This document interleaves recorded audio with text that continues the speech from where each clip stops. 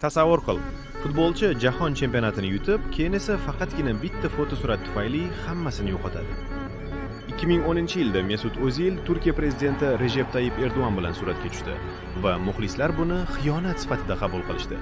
Chunki Erdo'g'an Germaniyada skandalli shaxs edi.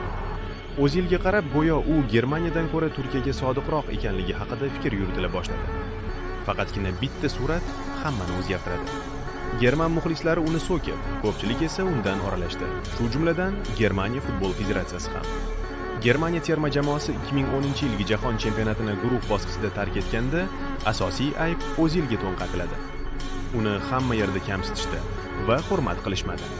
Keyinchalik O'zil shunday degan edi: "Biz g'alaba qozonganda men nemisman, ammo yo'qotganda migrantman." Faqatgina 29 yoshida u Germaniya terma jamoasidagi karyerasini yakunladi.